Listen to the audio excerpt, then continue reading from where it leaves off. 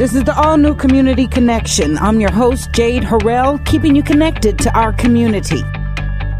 Do our current work arrangements fit our other life demands, as well as the implication for working Americans and their employers? I am joined today by Dr. David Ballard, who is the Assistant Executive Director for Organizational Excellence with the American Psychological Association. Good day to you, sir. Good day to you. So is our work getting in the way of our life, or is our life getting in the way of our work, and can they coexist? Those are good questions. Well, in our survey that we recently conducted of the U.S. workforce, it suggests that line between work and our personal lives continues to blur. Mm-hmm. In fact, 4 out of 10 working Americans said they take care of personal or family needs during work time, and about a quarter say that they regularly bring work home, they work during vacations, and they allow work to interrupt time with their family and friends. So it seems to be spilling over both directions. Absolutely. And now, is this a new occurrence, or has this been going on for some time? It's a recent survey, but how have we been looking over time? Well, technology certainly contributes to that. We're tethered to our email. We love our smartphones and mobile devices. And so it's hard to get away from work. We can no longer just check it at the door and come back on Monday and it's waiting for us. People are responding to work emails during personal time. In fact, almost half of U.S. workers said that was the case. And 6 in 10 say they're responding to personal communications during work hours. So communication technology and some of the developments of modern life are certainly contributing to that. Now, despite all of the spillover, people still seem to say that they have pretty good control over those boundaries and that their jobs fit pretty well with their other life demands. So are we delusional? Now, I love my smartphone, tablet, and multiple other devices. But I love my family too, and I know that it's important that I make a distinction. Are we accurate in how we feel that we really do have it under control? Well, our survey suggests that it's that control that is most important, rather than looking at if it's spilling over or not. It has more to do with, is it spilling over in a way that you're okay with and that you have control over how and when that happens. And when that's the case, people do benefit from technology. It can make our lives easier, it can make us more efficient, it can keep us in touch in ways that would have been very difficult before. The problem surfaces when technology and these demands are controlling us and we feel like we have to do it. So in our survey, we found that it's that control over those boundaries that seems to be key for people. Do we have any challenges with obtaining that control? Many of us in the poll say that we do have it, but, we could look around at any dinner table or seemingly personal conversation. And like you said, we are tethered. And sometimes those alarms can be very persistent in our psyche. Well, I think sometimes we have to be very deliberate and make conscious efforts to set boundaries there and not let it control us, have it be a tool that we can use for our benefit. And that's not always easy. I mean, these technology tools are designed to keep us connected and hooked in all of the time. So we have to set deliberate boundaries of how we want things to be and stick by them, and then communicate those boundaries and expectations to other people as well so that they know how you intend for them to work. Sure. Well, give us some tips on how to set some great boundaries. Well, I think for individuals, when it comes to technology, it's determining how you're going to use technology and if there are technology-free zones. So, for example, are you going to walk in at the end of the day and set your smartphone down on the table or dresser for the next 2 hours while you have dinner with your family or take care of other personal needs? Are you going to say no communication devices at the table? And we've all been to restaurants where every person around the table is on a smartphone or mobile device, not even talking to each other. A lot of it comes down to communication, and I think expressing to others, both on the family side and your coworkers and boss, how you expect things to work and how you're going to handle the technology. On the work side, if your supervisor expects that you're going to respond to an email, even if it's at 11:30 at night or on a weekend or holiday, that sets a tone and it sets expectations for the future. If people know how those boundaries work and how people are going to use these tools, then there are fewer surprises, which means people are not upset or expecting something to happen that doesn't occur. Why don't you give us some tips on how to communicate that, how to bridge that conversation? One, for our sake, but two, if we need to maybe communicate that to others.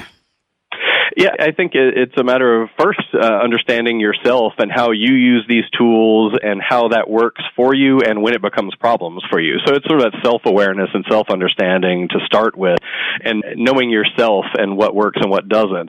Then you can start to communicate that to others. So, for example, if your team at the workplace understands that if you get an email over the weekend, unless it's something urgent, you're not going to respond until Monday morning, then that's what they expect.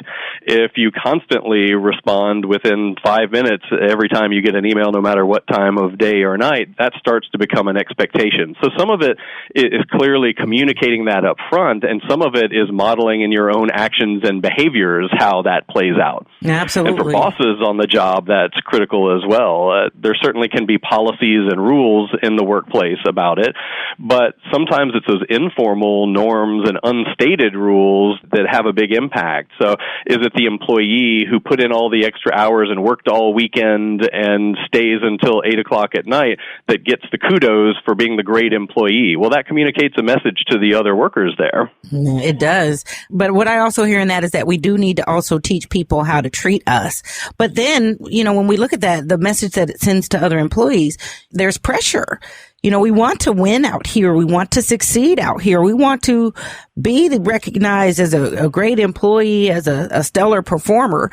And if the one that's winning is always available or makes himself available, how do we kind of come to terms with that? Yes, some of it is employers better understanding and communicating this to employers that this isn't just a trade-off. This isn't a perk or just a benefit for employees, that it's a business issue. And, for example, in this survey, the employees who reported a better fit between their work and personal life had higher levels of motivation, job satisfaction, better relationships at work, less turnover intent, all of those outcomes. Those are business issues. And when employers understand that if you want to win in the long run, you can't burn out your workforce, then they'll take steps to create an environment that's conducive to a good fit for employees. Absolutely. And I really want all of our listeners to understand that truthfully, at the end of the day, you show up better by taking better care of yourself. So how can this work to our advantage? This survey is really cool, and I understand that it looks at how this can work to our advantage. I think employers seeing it, so getting it in front of your employer, your boss, your supervisor, and as an individual, thinking about what works for you. Yeah. What are the needs you have in your life? What are the demands you face in different realms of your life? What are the benefits and work practices that you have available to help you meet those needs? And to be conscious about crafting that, creating solutions, making plans for how you're going to deal with the inevitable conflicts and spillover that are going to occur. And if we're prepared for it, then we can cope with it in a way that's actually good for us, our health, well-being, and performance, rather than hurting that in the long run. Absolutely. Any coping strategies for us when they do spill over? Well, do take that break and disconnect from time to time. Okay. It doesn't have to be the whole digital detox for 30 days where you have no technology. It might be, one day or part of several days. But it's important that you have time where you do disconnect, where you're not doing work and not thinking about work. You engage in other activities that are meaningful and stimulating to you, and all the things that we know we should do but aren't so great at, like get enough sleep and eat healthy and get enough exercise. That's right. It's easier said than done, but we know all of those things together are important to having a healthy and fulfilling life at home and at work. Absolutely. Healthy and fulfilling. Well, this is a pretty mature way of thinking about things and looking at things. How do things differ, according to your survey, by age, gender, or whether or not we have children? Well, gender was the big one that came out of this survey. A lot of people tend to assume that, work-life issues and flexibility, that it's a women's issue or a parent's issue. And the reality is it's a human being issue, and we all struggle with these things.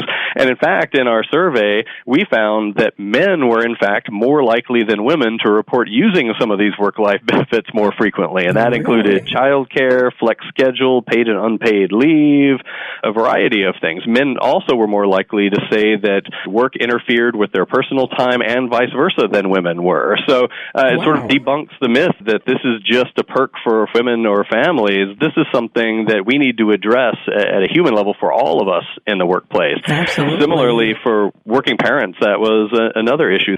There's sometimes an assumption in the workplace that if someone has a strong family identity, they invest a lot of time and energy in their family, that people might think that they're not as committed to the job or the organization. And our survey suggests that's not the case, that in fact those working parents who had a child under 18 in the home, yes, they said that they used the flex work arrangements more often, and yes, they said that work interrupted personal time and vice versa more, but they were also more likely to say they had good work-life fit, they were more engaged at work, they were in control of those boundaries, and they had higher overall life satisfaction. How about that? You know, that's some pretty valuable information. I love that you said family identity, so I'm assuming that there is a work-life identity. Can you talk a little bit about that? Yeah, we asked people whether they felt like work and family were strong parts of their identity and whether they invested a lot of time and energy in those things. And in fact, those individuals who reported higher levels of family identity and investing in family also reported higher levels of work identity and investing in work. Mm-hmm. So that suggests that, contrary to what we might think, having a strong work and family identity, that those are indeed compatible. Yeah, I think they are, and makes for a wholly well-rounded, healthy, good working, happy home. All of that working together for good. Well, where can we find out more? And well, you know what? I have a personal question. Okay. For you, doctor, and I would imagine you would, from conducting this survey, there were some assumptions you'd already made, but was there anything in there that surprised you? I think the strength of the relationship between fit and some of those business outcomes jumped out more strongly than I expected them to. We know that it's related to good business outcomes, but I think the strength of that relationship between good work-life fit and motivation, satisfaction, engagement, that those are important outcomes, and it was nice to see them come out so strongly in the report. Absolutely. Is there anything that you're going to adopt or take into your own work-life balance? Well, ironically, as we were putting the report together, it was the week between summer camp and school starting. Oh, so yes. I actually was working on this report while taking my kids to the pool one day. There you go. So I know the story. Walking the talk. Absolutely. And I'm glad for the example that you set and for this information, because it will certainly, I think, help press people to, create those boundaries and then be able to operate more fully in each. Where can we find out more and maybe even follow you and some of the information that we can discover along the way? Well, the full results of the survey are available on our website, which is apaexcellence.org. And we're all over social media, and you can find our links there at the website. We're on Facebook, LinkedIn, Twitter, YouTube, you name it. We're everywhere. Wow. Sounds like a lot of fun. And American Psychological Association, real quick, can you tell our listeners, if anybody doesn't know about it, real quickly before we close, about the American Psychological Association? Yeah, the American Psychological Association, we're located in Washington, D.C., and we're the largest scientific and professional organization that represents psychology in the U.S. So we have more than 122,000 members who are researchers, educators, clinicians, consultants, students, and we work with a host of subfields in psychology and have affiliations with state, territorial, and Canadian provincial psychological associations, and our goal overall is to advance the creation, communication, and application of psychological knowledge to benefit society and improve people's lives. And what I do at APA is applying psychology to workplace issues to do just that. Absolutely. Well, we receive all that, and I see that as great opportunities to end up talking to you again. Anytime. Absolutely. So I certainly appreciate you. Listeners, that is Dr. David Ballard, Assistant Executive Director for Organizational Excellence with the American Psychological Association.